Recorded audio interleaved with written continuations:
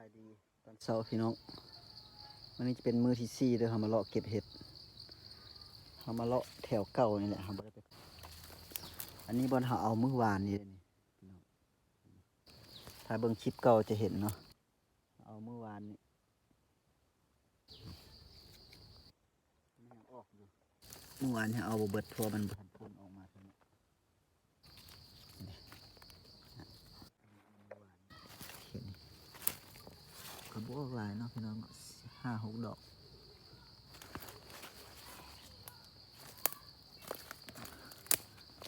ออกอยู่7 เดือน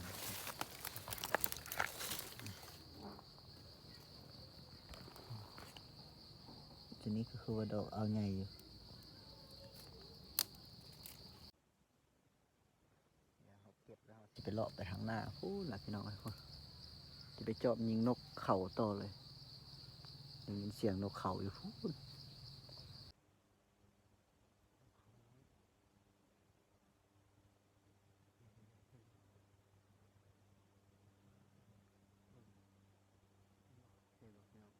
เบิ่งดีๆนะ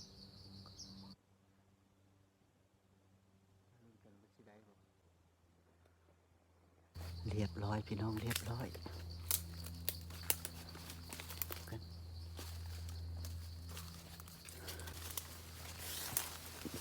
เรียบร้อย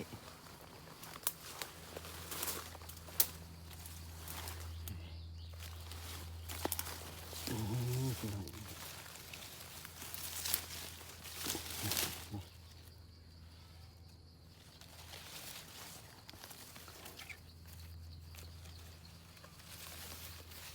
แต้มหนึ่งแล้วพี่น้องแต้มหนึ่งแล้ว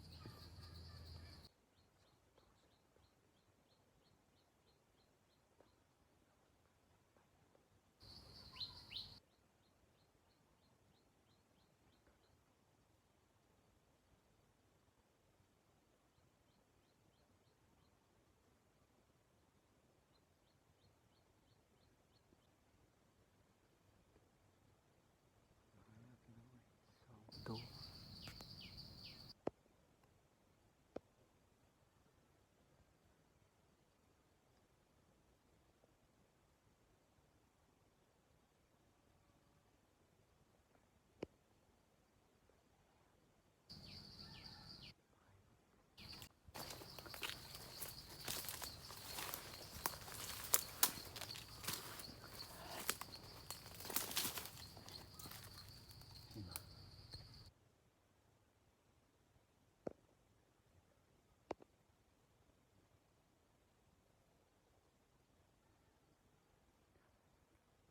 ตัวหนึ่งค้างอยู่เทิงพุ่น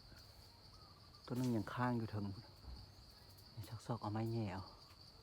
3 แต้มแล้วพี่น้องเอ้ย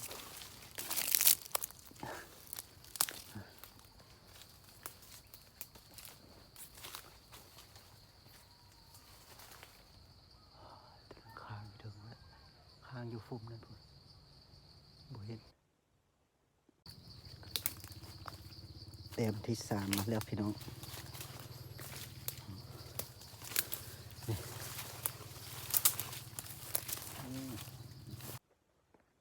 อีกแล้วพี่น้องเอ้ยพุ่นปิวซะแต้มที่4มาอีกแล้วตกไปอยู่แถวเก่านี่มาเลยเรียบร้อยอีกพี่น้องเลยแต้มที่5แต้มที่5แต้มที่5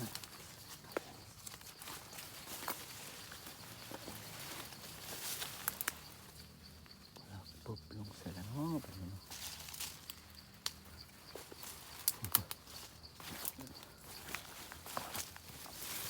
ร้อยพี่น้องแต้มที่5เด้อนี่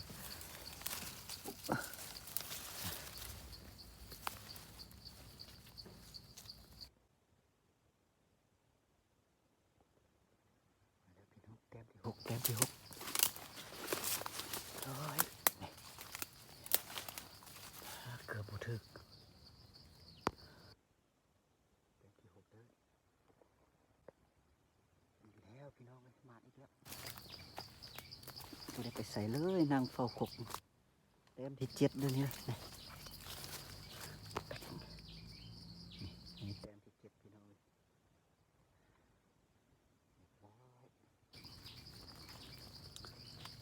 กกเก่านี่แหละบ่ได้ไปใส่เนาะ